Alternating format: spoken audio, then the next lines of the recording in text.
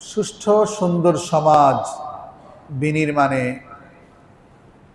অষ্টম মূলনীতি হলো আল্লাহ রাব্বুল আলামিন বলেন ওয়াইযা কুনতুম ফাদিলু ওয়ালাউ কানা যা কুরবা। অষ্টম মূলনীতি হলো ওয়াইযা কুনতুম ফাদিলু ওয়ালাউ কানা যা কুরবা। যখন কথা বলবে তখন ন্যায় কথা বলবে, ন্যায়ের পক্ষে বলবে। যদিও ন্যায়ের পক্ষে কথা বলার কারণে তোমার এই কথাটা তোমার আপনজনদের বিরুদ্ধে যায়, তারপরেও আল্লাহ পাকের ফরমান হলো ন্যায়ের পক্ষেই কথা বল। অন্য আয়াতে আল্লাহ রাব্বুল আলামিন বলেন ইয়া আইয়ুহাল্লাযীনা আমানু কুনু কাওয়ামিনা বিল কিসত শুহাদাআ লিল্লাহ।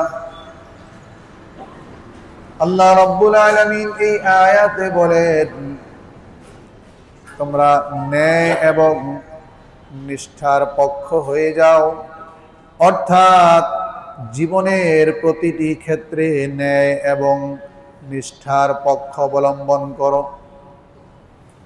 ন্যায় ও ইনসাফের পক্ষে কথা বলতে গিয়ে, কাজ করতে গিয়ে ওয়ালাউ কানা আনফুসাকুম, যদিও তোমার বিরুদ্ধে, তোমার ন্যায় অবস্থানের কারণে তুমি তোমার বিরুদ্ধে অবস্থান করো, যদিও ন্যায় এবং ইনসাফের পক্ষে কথা বলতে গেলে তোমার মা বাবার বিরুদ্ধে হয়ে যায়, তারপরেও আল্লাহ পাকের বিধান হলো ন্যায় ও ইনসাফের পক্ষে থাকতে হবে। ন্যায় এবং ইনসাফ, সুষ্ঠু সুন্দর সমাজ বিনির্মাণ করতে হলে আমাদের সবাইকে ব্যক্তি জীবন, পারিবারিক জীবন, সামাজিক জীবন, রাষ্ট্রীয় জীবন, সব ক্ষেত্রে ন্যায় ও ইনসাফের পক্ষে কথা বলতে হবে। যেটা ন্যায় সেটা ন্যায়, যেটা অন্যায় সেটা অন্যায়। সমাজে এত অশান্তি কেন? রাষ্ট্রে এত অশান্তি কেন? অশান্তির পিছনে মূল কারণ হলো মানুষ ন্যায়ের পক্ষে কথা বলে না, মানুষ অন্যায়ের বিরুদ্ধে কথা বলে না। মানুষের দুটা চোখ, দৃষ্টিশক্তি থাকা সত্ত্বেও মানুষ অন্ধ হয়ে গেছে। নিজে দোষ করে অন্যের উপরে চাপিয়ে দেয়, নিজের সন্তান অন্যায় করলে সেটাকে ন্যায় বলে চাপিয়ে দেয়, নিজের নেতা অন্যায় করলে নিজের নেতার কারণে মানুষ অন্যায়ের পক্ষ অবলম্বন করে, নিজের দল অন্যায় করলে তখনও মানুষ নিজের দলের সাপোর্ট করে, নিজের দলের পক্ষে স্লোগান দেয়।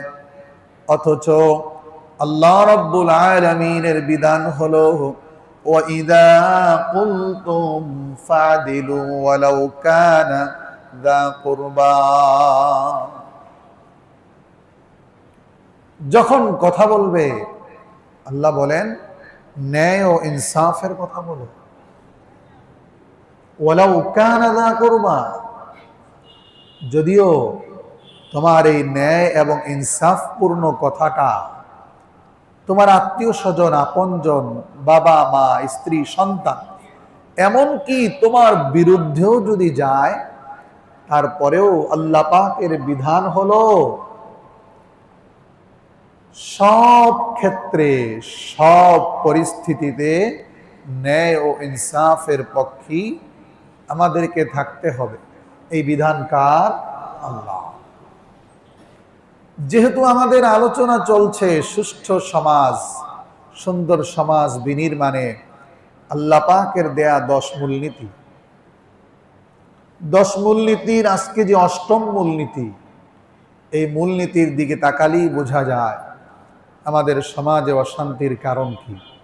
কি বলেন, ঠিক কিনা? দেখেন,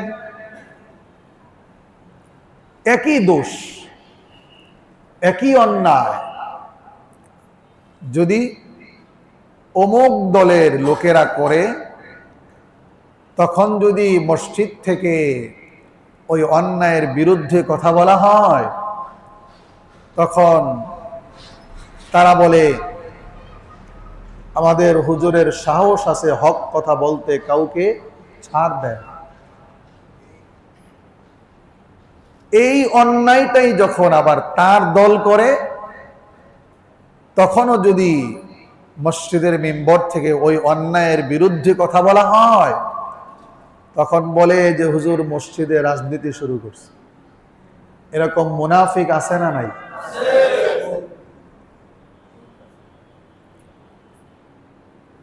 তারপরেও কথা যে বলতেই হবে, ঠিক কিনা বলেন?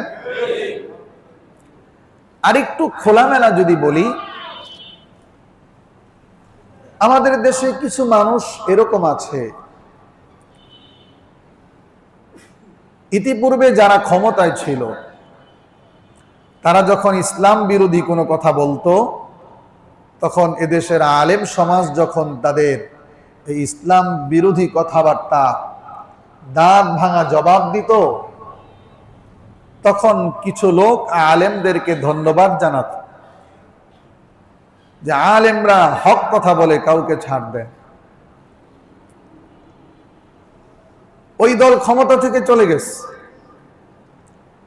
এখন যদি আবার কেউ, অর্থাৎ যারা এতদিন বাহবা দিত, এদের দলের লোকেরা যখন ইসলাম বিরোধী কথা বলে, তখন ওলামায়ে কেরাম তাদের দল নেতা নেত্রীর ইসলাম বিরোধী কথার যখন দাঁত ভাঙা জবাব দেয়, তখন বলে হুজুররা ভালো। এটা কি আচরণ? এটাকে বলা হয় দ্বিচারিতা, মুনাফিকি।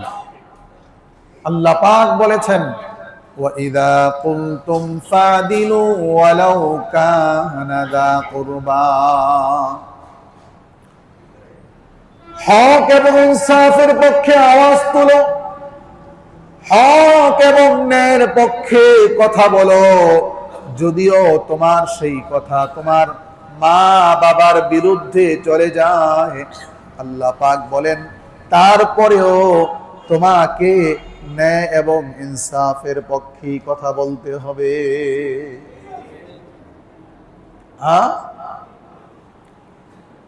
রাসূল করিম সাল্লাল্লাহু আলাইহি ওয়াসাল্লাম বলেছেন, উনসুর আখাকা যালিমান আও মাজলুমান। খুব খেয়াল করে শুনেন, রাসূলুল্লাহ বলেছেন, উনসুর আখাকা যালিমান আও মাজলুমান। তুমি তোমার ভাইকে সাহায্য করো, সহযোগিতা করো, নুসরত করো, যদিও সে জালেম হয় অথবা মজলুম হয়। জালেম হলেও সাহায্য করো, মজলুম হলেও সাহায্য করো। এই কথাটা কার? রাসূলুল্লাহ বলেছেন। সাহাবায়ে কেরাম বললেন, ইয়া রাসূলুল্লাহ, আমাদের কোনো ভাই যদি মজলুম হয়, তখন তাকে সাহায্য করব, এটা তো বোঝা যায়। কোন ব্যক্তি যখন মজলুম হয়, তখন জালেমের হাত থেকে তাকে বাঁচানো, এটাই তাকে সাহায্য করা। কিন্তু কেউ যখন জালেম হয়, জালেমকে কিভাবে সাহায্য করবে? প্রশ্নটা সুন্দর না? আমরা হলে কি বুঝতাম? আমরা হলে বুঝতাম যে জালেমকে সাহায্য করা মানে ওরে জুলুম করতে আরো সুযোগ দেওয়া, ঠিক কিনা বলে? আমাদের দেমাগ তো এমন হয়ে গেছে। এদেশের মানুষ মজলুমের পক্ষে কথা বলে বেশি না জালেমের পক্ষে কথা বলে বেশি? জালেমের পক্ষে কাজ করে বেশি। এক জালেম আরেক অসহায় ব্যক্তিকে কুপিয়ে হত্যা করতেছে, চতুর্দিক থেকে 20-25টা ক্যামেরা ভিডিও করতেছে। কেউ গিয়া জালেমকে তার এই অপরাধ থেকে দূরে সরানোর জন্য চেষ্টা করে না, সবাই ভিডিও করা নিয়ে ব্যস্ত। এমন একটি সমাজেই তো আমাদের বসবাস, ঠিক কিনা বলেন? সাহাবায়ে কেরাম বললেন, ইয়া রাসূলুল্লাহ, মজলুমকে সাহায্য করব এটা তো বুঝি, কিন্তু জালেমকে কিভাবে সাহায্য করা যায় সেটা তো বুঝি না। রাসূলুল্লাহ বললেন, জালেমকে সাহায্য করা এর মানে হলো জালেম যেন জুলুম করতে না পারে, জালেমের কালো হাত ভেঙে দিতে হবে, ঠিক কিনা বলেন? জালেম যেন জুলুম করতে না পারে, জালেম যেন জনসাধারণের উপরে জুলুমের হাত আর বিস্তার করতে না পারে। এজন্য ইসলামের বিধান হলো কাল বিলম্ব না করে জালেমের হাতটা ভেঙে দাও, তাহলেই জালেমের জুলুম বন্ধ হয়ে যাবে, এর মাধ্যমে জালেমকে সাহায্য করা হয়ে যাবে, ঠিক কিনা বলেন? এটাই বলেছেন, উনসুর আখাকা যালিমান আও মাজলুম। রাসূল করিম সাল্লাল্লাহু আলাইহি ওয়াসাল্লাম যে কোরআনুল কারীমের যে আয়াত আমি আপনাদের সামনে পড়েছি, ওয়া ইযা কুলতুম ফাদিলু ওয়ালাউ কানা দা কুরবা, এই আয়াতের সাথে সংশ্লিষ্ট কিছু ঘটনা যদি আমরা লক্ষ্য করি তাহলেই বুঝতে পারবো যে ন্যায় এবং ইনসাফ কাকে বলে। রাসূল করিম সাল্লাল্লাহু আলাইহি ওয়াসাল্লামের কাছে অভিযোগ আসলো, অমুক গোত্রের এক সম্ভ্রান্ত ফ্যামিলির মহিলা চুরি করেছে। চুরি কি করেছে? চুরি। ইসলামে চুরির বিধান কি জানেন? হ্যাঁ, আল্লাহ রাব্বুল আলামিন বলেন, আস-সারিকু ওয়াস-সারিকাতু ফাকতাউ আইদিয়াহুমা। আল্লাহ রাব্বুল আলামিন বলেছেন, চোর এবং চুন্নি, পুরুষ চোর হোক বা নারী চোর হোক, চুরির অপরাধ যদি সাব্যস্ত হয়ে যায়, সাক্ষ্য প্রমাণের ভিত্তিতে যদি কেউ চোর বা চুন্নি সাব্যস্ত হয়ে যায়, আল্লাহ পাকের বিধান হলো চোর এবং চুন্নির হাত কেটে দেওয়া। আমাদের দেশে চোর আছে না নাই? আমরা চোর বললে শুধু মনে করি আমার বাড়িতে, আপনার বাড়িতে যে চুরি করলো, 1000-2000 টাকা চুরি করে নিয়ে গেল, অথবা দোকান থেকে এক বস্তা চাল চুরি করে নিয়ে গেল, আমরা শুধু এদেরকে চোর মনে করি। অথচ আমাদের সমাজে উচ্চ পর্যায়ে যারা বসে আছে তাদের ম্যাক্সিমামই চোর, ঠিক কিনা বলে? বিচার না হওয়ার কারণে এরা চুরি করে আবার বড় গলায় আমাদেরকে নীতি বাক্য শোনায়, ঠিক কিনা বলেন? রাসূলুল্লাহর ফয়সালা দেখেন, নবীজির ফয়সালা যদি সমাজের প্রতিটা ক্ষেত্রে বাস্তবায়ন হয়ে যেত, এই সমাজে শান্তি শৃঙ্খলা ফিরিয়ে আনার জন্য রাস্তার মোড়ে মোড়ে এভাবে র্যাব, পুলিশ, সেনাবাহিনীর আর টহল দেওয়ার প্রয়োজন হতো না। নবীজির কাছে বিচার আসলো, অমুক গোত্রের সম্ভ্রান্ত ফ্যামিলির এক নারী চুরি করেছে।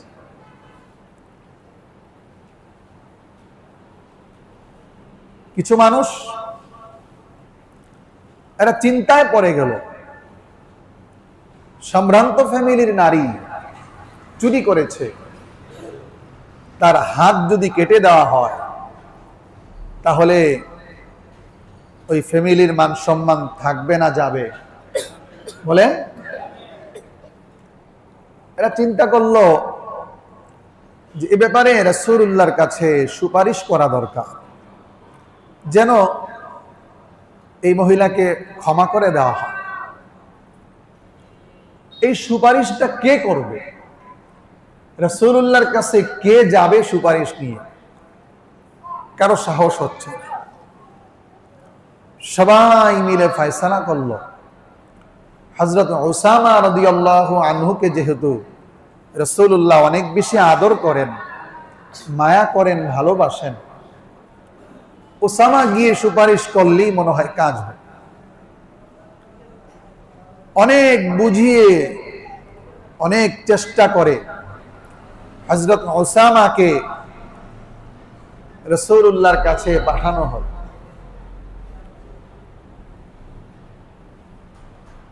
উসামা রাদিয়াল্লাহু আনহু রাসূলুল্লাহর কাছে গিয়ে বললেন, ইয়া রাসূলুল্লাহ, অমুক মহিলা যে চুরি করেছে, আমি তার জন্য সুপারিশ নিয়ে এসেছিলাম। ইতিহাস সাক্ষী, হযরত উসামা যখন রাসূলুল্লাহ সাল্লাল্লাহু আলাইহি ওয়াসাল্লামের কাছে সুপারিশ পেশ করলেন, হাদিসের কিতাব খুলে দেখুন, সাথে সাথে রাসূলুল্লাহর পবিত্র চেহারা মুবারক লাল হয়ে গেল। আনারের দানা যেমন কালো, রাসূলুল্লাহ যেহেতু সুন্দর ছিলেন, রাগে গুসায় রাসূলুল্লাহর পবিত্র চেহারা মুবারক এরকম লাল হয়ে গেল। রাসূলুল্লাহ সাল্লাল্লাহু আলাইহি ওয়াসাল্লাম দেরি না করে সাথে সাথে দাঁড়িয়ে গেলেন, বললেন, ফায়া আইয়ুহান নাস, হে লোক সকল শোনো, তোমাদের পূর্ববর্তী জাতি, তোমাদের পূর্ববর্তী কওম সম্প্রদায়, তাদের ধ্বংসের কারণ কি জানো? তাদের ধ্বংসের কারণ হলো তাদের সম্প্রদায়ের পাওয়ারফুল ব্যক্তিরা, লিডাররা, সম্ভ্রান্ত ফ্যামিলির মানুষেরা যখন চুরি করত, তখন তারা তাদেরকে চুরির শাস্তি দিত না। আর যখন নিম্ন পর্যায়ের কেউ চুরি করত, তাদেরকে শাস্তি দিত। এই কারণে আল্লাহ পাক তোমাদের পূর্ববর্তী কওমকে ধ্বংস করে দিয়েছে। এখনো অবস্থা তাই। এখনো আমাদের দেশের অবস্থা হলো এই, যাদের পাওয়ার আছে, ক্ষমতা আছে, তারা যখন চুরি করে সমাজে তাদের বিচার হয় না। কিন্তু সমাজের অসহায় গরিব শ্রেণী যখন চুরি করে বসে, তাদের বিচারের জন্য সবাই জজ হয়ে হাজির হয়ে যায়। ঠিক কিনা বলেন? এরপরে রাসূলুল্লাহ সাল্লাল্লাহু আলাইহি ওয়াসাল্লাম দ্ব্যর্থহীন কণ্ঠে জগৎবাসীকে জানিয়ে দিয়েছেন, লাউ আন্না ফাতিমাতা বিনতে মুহাম্মাদিন সাল্লাল্লাহু আলাইহি ওয়াসাল্লাম, হযরত রাসূল বলেছেন, আল্লাহর কসম, লাউ আন্না ফাতিমাতা বিনতে মুহাম্মাদিন সাল্লাল্লাহু আলাইহি ওয়াসাল্লাম, হযরত রাসূল বলেন, মুহাম্মাদুর রাসূলুল্লাহর কন্যা হযরতে ফাতেমাও যদি চুরি করত, তাহলে লাকাতাতু ইয়াদাহা, রাসূলুল্লাহ বলেন, আমি নিজে আমার কন্যা ফাতেমার হাতটা আমি কেটে দিতাম।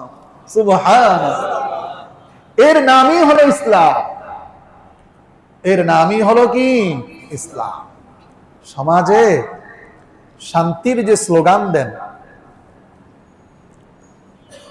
সুষ্ঠু সমাজ বিনির্মাণে স্লোগান যে আমরা দেই, এই সমাজে শান্তি কিভাবে আসবে বলেন?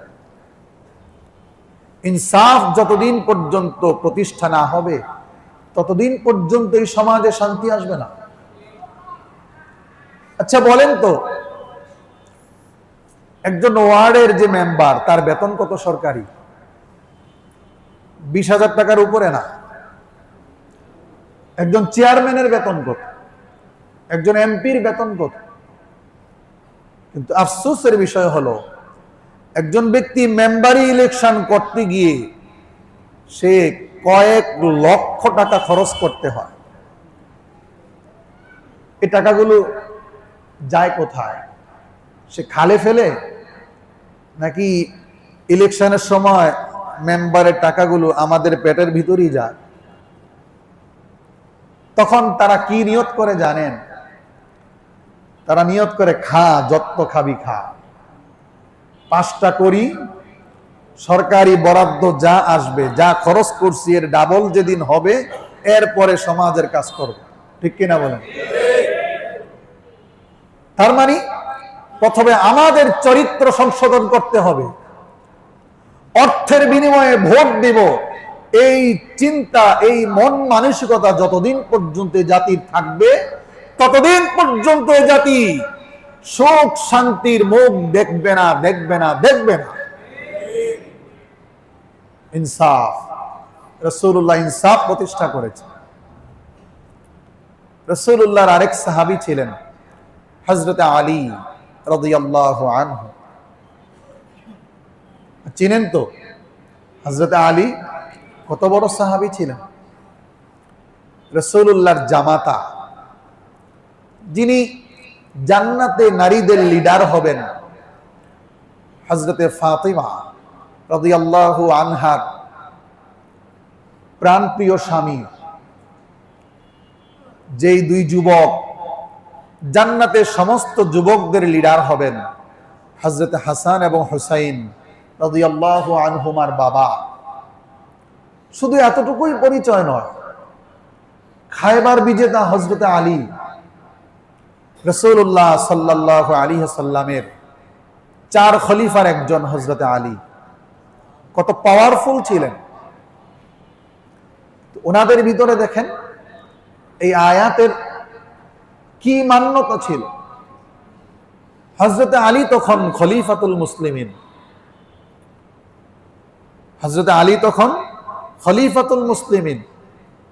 শুধু বাংলাদেশের মতো এই ছোট্ট এমন একটি ভূখণ্ডের খলিফা ছিলেন না, পৃথিবীর বিশাল একটা অংশের খলিফা ছিলেন।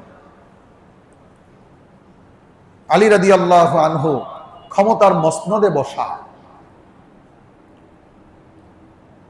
হযরত আলীর লোহার বর্মটি হারিয়ে গিয়েছিল। হঠাৎ একজন ইহুদির কাছে লোহার বর্মটি দেখলেন। দেখার পরে বললেন যে, ভাই, এই বর্মটা তো আমার। হযরতে আলী রাদিয়াল্লাহু আনহুর এই কথা শুনে ইহুদি জবাব দিল, না আমিরুল মুমিনিন, এটা আপনার না, এটা আমার। আমিরুল মুমিনিন বলছেন এটা আমার, ইহুদি বলছেন না এটা আমার। এক পর্যায়ে ইহুদি বলল, ঠিক আছে চলেন, তাহলে আমরা বিচারকের কাছে গিয়ে ফায়সালা তলব করি। এটা আমাদের দেশের কোর্ট না। আমাদের দেশের কোর্টের অবস্থা হলো এই, উপর থেকে তদবির করার কেউ থাকলে ফাঁসির আসামি মাসুম বাচ্চা হয়ে নিরাপদে বের হয়ে যায়, আর উপর থেকে তদবির করার কেউ না থাকলে নিরপরাধ ব্যক্তিকেও ফাঁসিতে ঝুলানো হয়। কিন্তু তৎকালীন বিচার ব্যবস্থা তো এরকম ছিল না। আমিরুল মুমিনিন হযরত আলী বিচারকের কাঠগড়ায় দাঁড়ানো, অন্যদিকে ইহুদি কাঠগড়ায় দাঁড়ানো। বিচারককে বিখ্যাত বিচারক হযরতে শুরাইহ রাহিমাহুল্লাহ। বিচার শুরু হলো। হযরতে শুরাইহ বললেন, আমিরুল মুমিনিন, ইসলামের বিধান হলো আল বাইয়িনাতু আলাল মুদ্দাঈ ওয়াল ইয়ামিনু আলা মান আনকারা। ইসলামী শরীয়তের বিধান হলো যে দাবি করবে তার দায়িত্ব হলো তার দাবির পক্ষে সাক্ষী উপস্থাপন করতে হবে। আপনি যে বলছেন এই বর্মটি আপনার, আপনার সাক্ষ্য দাঁড় করান সাক্ষীকে। কোন সাক্ষী আছে কিনা? আমিরুল মুমিনিন বললেন, সুরাই আমার বর্মটা যে এটা যে আমার, এর পক্ষে সাক্ষী হলো আমার ছেলে হযরতে হাসান। আমার ছেলে, এই বর্মটা যে আমার, সাক্ষী হলো কে? আমার ছেলে। বিচারক হযরতে সুরাই বললেন, ইয়া আমিরুল মুমিনিন, আপনি কি জানেন না বাবার পক্ষে ছেলের সাক্ষী গ্রহণ করার বিধান ইসলামে নাই? বিচারক কেমন? হ্যাঁ, আমিরুল মুমিনিন বললেন সাক্ষী আছে। বিচারক বলছেন এই সাক্ষী গ্রহণযোগ্য না। আমিরুল মুমিনিন যখন সাক্ষী উপস্থাপন করতে ব্যর্থ হলেন, বিচারক সুরাই রায় দিয়ে দিলেন, এই যে বর্মটি, এই বর্মটির মালিক আমিরুল মুমিনিন না, বরং এই বর্মটির মালিক ইহুদি ব্যক্তি। সুবহানাল্লাহ। এজলাসে দাঁড়ানো অবস্থায়, এজলাসে দাঁড়ানো অবস্থায় ওই ইহুদি কেঁদে ফেলল আর চিৎকার করে হাউমাউ করে বলতে লাগলো,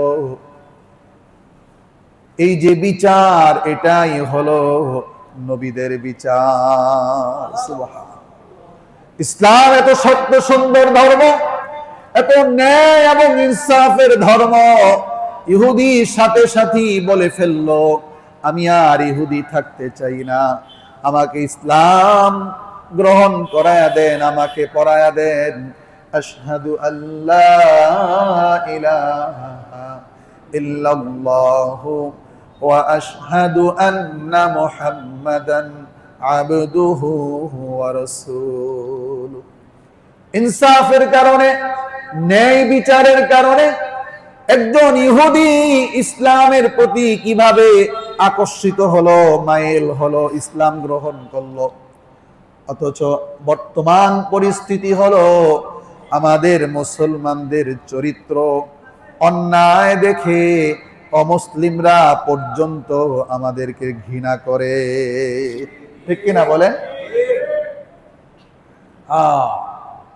দোষ করে নিজে চাপায় দেয় আরেকজনের উপর, এরকম আছে না নাই? রাসূলুল্লাহর যুগে একজন মুনাফিক ছিল, বিশির। বিশির নামক এক মুনাফিক হযরত রিফাআ রাদিয়াল্লাহু আনহার ঘর থেকে কিছু মালামাল চুরি করছে, খাদ্যদ্রব্য চুরি করছে এবং কিছু যন্ত্রাংশ চুরি করছে। কিন্তু বিশির এই মুনাফিক একটা চালাকি করছে। কি চালাকি? খাদ্যদ্রব্য নিয়ে যখন বের হয়, এর মুখটা পুরাপুরি বাঁধে নাই, একটু ফাঁকা রাখছে। সে রিফাআ রাদিয়াল্লাহু আনহার ঘর থেকে যখন বের হয়েছে, রাস্তা দিয়ে যাচ্ছে আর অল্প অল্প খাদ্যদ্রব্য ফেলতে ফেলতেই যাচ্ছে। ইহুদির ঘর পর্যন্ত গেছে, খাদ্যদ্রব্য ফেলতে ফেলতেই গেছে। ইহুদির ঘরের সামনে গিয়ে বস্তার মুখটা ভালো করে আটকায় ফেলছে, আর যন্ত্র অংশগুলো, যন্ত্রপাতিগুলো ইহুদির ঘরের সামনে রেখে চলে গেছে। আচ্ছা বলেন তো কৌশলটা কি? কৌশলটা হলো, চুরি করছে বিশির, কিন্তু চোর বানাবে ওই ইহুদিকে। খাদ্যদ্রব্য রাস্তায় যা পড়ছে এটা নিশানা করে হাঁটতে হাঁটতে গেলে কোন পর্যন্ত ঠেকে? ইহুদির ঘর পর্যন্ত। সে সেখান থেকে যখন চলে যায় তার ঘরে, তখন বস্তার মুখটা ভালো করে বেঁধে ফেলে। এরপর থেকে আর খাদ্যদ্রব্য পড়ে নাই। এবং বিশির তার গোত্রের লোকদের কাছে গিয়ে বলল, চুরি তো করছি আমি, কিন্তু ইহুদির ঘরে কিছু যন্ত্র রেখে আসছে, আর ইহুদিকে ফাঁসানোর ব্যবস্থাও করে আসছে। হযরত রিফাআ রাসূলুল্লাহর কাছে বিচার দিলেন, বললেন, ইয়া রাসূলুল্লাহ, আমার ঘর থেকে চুরি হয়েছে, বিশির চুরি করেছে।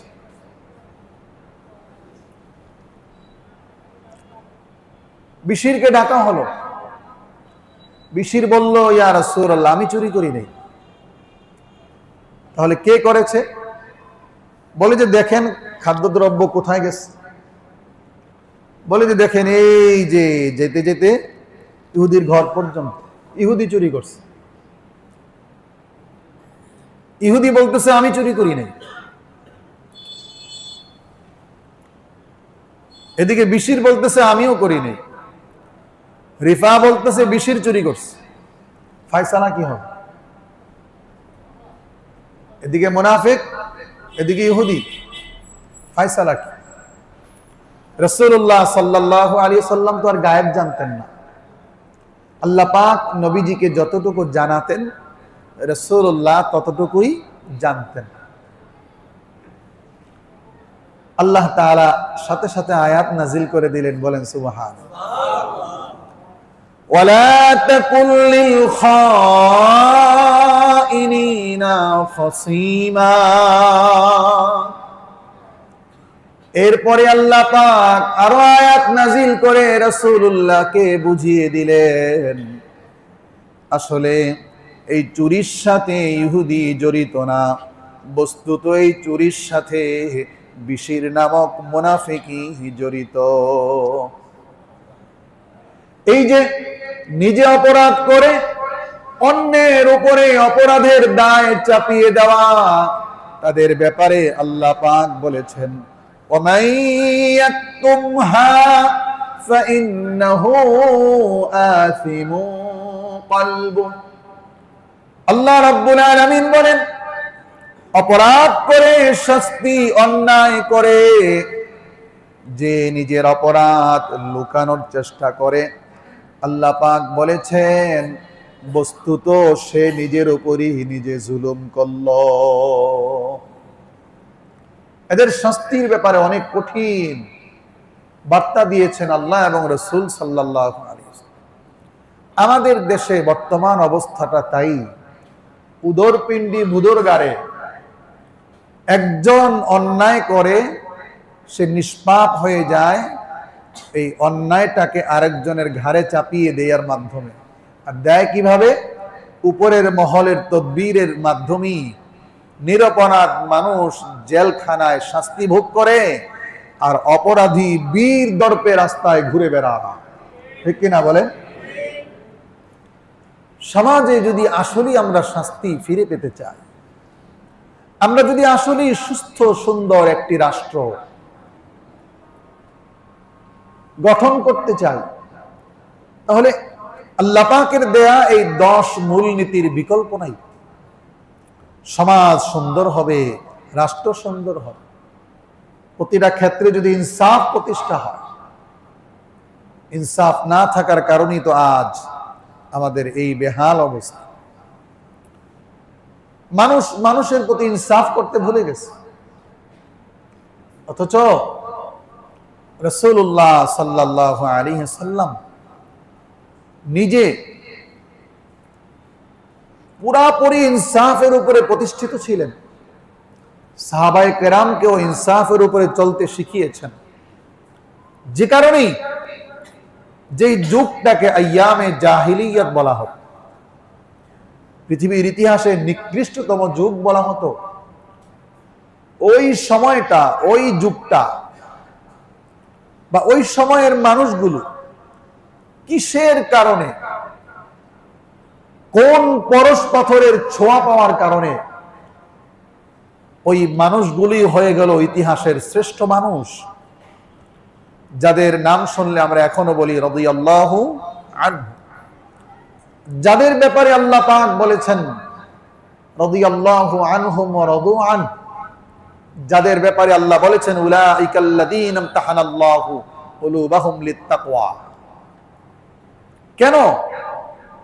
কারণ হলো এই, ওই মানুষগুলো ওই সমাজ পরিবর্তনের পিছনে মূল যে কারণ, সেই কারণ ছিল, অনেকগুলো কারণের মাঝে একটা কারণ ছিল ওই সমাজে ইনসাফ ছিল, ওই সমাজের ন্যায় ছিল।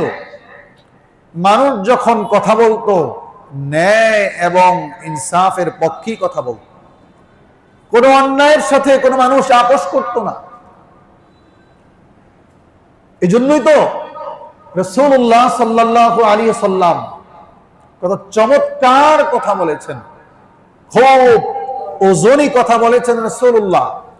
রাসূলুল্লাহ বলেছেন, আফজলুল জিহাদি কালিমাতু হাক্কিন ইনদা সুলতানিন জাইর। রাসূলুল্লাহ বলেছেন, সর্বোত্তম জিহাদ হলো জালিম বাদশার সামনে হক এবং ন্যায়ের কথা উচ্চারণ করা, এটা হলো সবচাইতে বড় জিহাদ।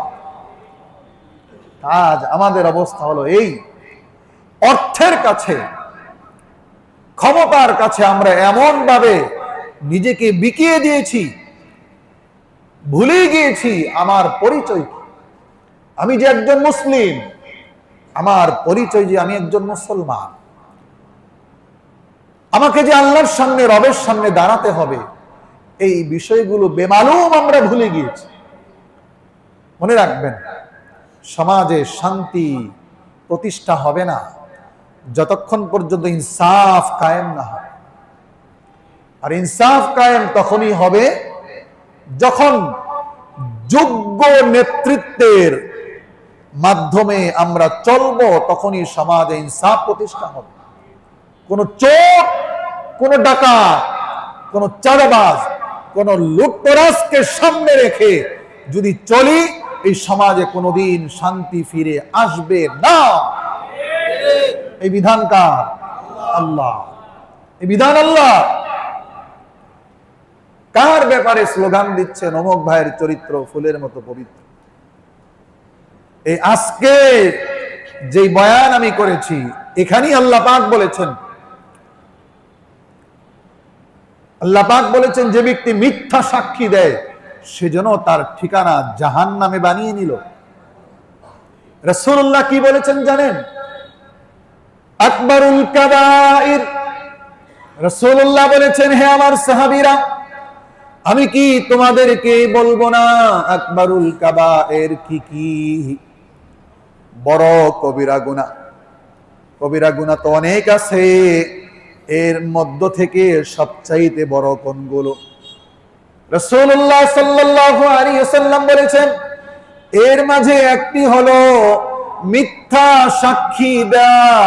এটা হলো সবচাইতে বড় কবিরা গুনাহ। এই হাদিসের ব্যাখ্যায় মুহাদ্দিসিনে কেরামগণ লিখেছেন, আদালতে বাদী বিবাদী মামলা নিয়ে হাজির হয়, আসামি পক্ষ মামলা নিয়ে হাজির হয়, এবং যে ব্যক্তি ভিকটিম সেও মামলা নিয়ে হাজির হয়। কোন মুসলমানের পক্ষে এটা সম্ভব না, সে আসামির পক্ষে উকিল হয়ে দাঁড়াবে, এটা কোন মুসলমানের জন্য জায়েজ নাই। অথচ এখন আসামির পক্ষে উকিল দাঁড়ায় কিনা বলেন? হ্যাঁ, আল্লাহু আকবার। আদালতের বারান্দায় গেলেই বোঝা যায়, আদালতের বারান্দায় গেলেই বোঝা যায় এটা যে মিথ্যার এক স্বর্গরাজ্য, মিথ্যার এক স্বর্গরাজ্য। এ কারণে উকিলের কাছে মেয়ে বিয়ে দিতে খুব সাবধান, কারণ অধিকাংশ উকিলের কামাই যা পুরাটাই হারাম হারাম হারাম। আসামির পক্ষে যে দাঁড়ায়, আসামিকে নির্দোষ প্রমাণ করার জন্য যে বিভিন্ন ভাবে বিভিন্ন কিছু সাজায়, হ্যাঁ, তার ইনকাম হালাল, এটা কিভাবে বলবেন? বলার কোন সুযোগ আছে? সুযোগ নেই। গত কয়েকদিন, গত 2 দিন আগে আমি ক্লাসে ছাত্রদেরকে পড়িয়েছি আয়াতের তাফসীর। সেদিন দুর্বল যারা ছিল পৃথিবীতে, وقال الذين استضعفوا للذين استكبروا بل مكر الليل والنهار إذ تأمروننا أن نكفر بالله ونجعل له أندادا হাসরে ময়দান যখন কায়েম হয়ে যাবে সেই মুহূর্তে অপরাধী যারা তারা আল্লাহ পাকের সামনে দাঁড়িয়ে বলবে, ওগো আল্লাহ, আমাদের নেতারা, আমাদের লিডাররা আমাদেরকে এভাবে পথভ্রষ্ট করেছে। আমরা তো ঈমানের উপরে চলতে চেয়েছিলাম, আমরা তো মসজিদমুখী আখিরাতমুখী জীবন যাপন করতে চেয়েছিলাম। আমাদের নেতারাই আমাদেরকে নামাজ থেকে দূরে রেখেছিল, আমাদের নেতারা আমাদেরকে উস্কানি দিয়েছিল আমরা যেন মানুষকে হত্যা করি। এই কথা যখন কর্মীরা বলবে, নেতারা বলবে, আনাহনু সাদাদনাকুম আনিল হুদা, নেতারা বলবে, আমরা কি হেদায়েত গ্রহণ থেকে তোমাদেরকে বাধা দিয়েছিলাম নাকি? বাল কুনতুম মুজরিমিন। কোরআন খুলে দেখেন আল্লাহ পাক কত চমৎকার ভাবে বিস্তারিত বলে দিয়েছেন অপরাধীরা কি বলবে, নেতারা কি বলবে। নেতারা সেদিন বলবে, আমরা তো তোমাদেরকে বাধা দেই নাই, আমরা কি তোমাদেরকে হক গ্রহণ করতে নিষেধ করেছিলাম নাকি? নেতারা বলবে, বাল কুনতুম মুজরিমিন, বরং তোমরাই অপরাধী ছিলা। নেতাদের এই কথার প্রতি উত্তরে কর্মীরা বলবে, অকালাল্লাযীনা ইসতুযইফু লিল্লাযীনা ইসতাকবারু বাল মাকরুল লাইলি ওয়ান নাহার। কর্মীরা বলবে, বাল মাকরুল লাইলি ওয়ান নাহার, দিবারাত্রি তোমরা চক্রান্তে লিপ্ত ছিলা। দুর্বলরা নেতাদেরকে বলবে, দিবারাত্রি তোমরা আমাদেরকে নিয়ে চক্রান্তে লিপ্ত ছিলা, আমরা যেন কোনোভাবে ইসলামমুখী হয়ে না যাই, আমরা যেন কোনোভাবে ধর্মমুখী হয়ে না যাই, আমরা যেন আলেমদের সান্নিধ্যে চলে না যাই, আমরা যেন আখিরাতমুখী হয়ে না যাই, মসজিদমুখী হয়ে না যাই। এই জন্য দিবারাত্রি তোমরা আমাদেরকে নিয়ে চক্রান্তে লিপ্ত ছিলা। অবস্থা এরকম কিনা বলেন? এজন্য সুষ্ঠু সুন্দর সমাজ বিনির্মাণ করতে হলে সমাজ ইনসাফ প্রতিষ্ঠা করতে হবে, ঠিক কিনা বলেন?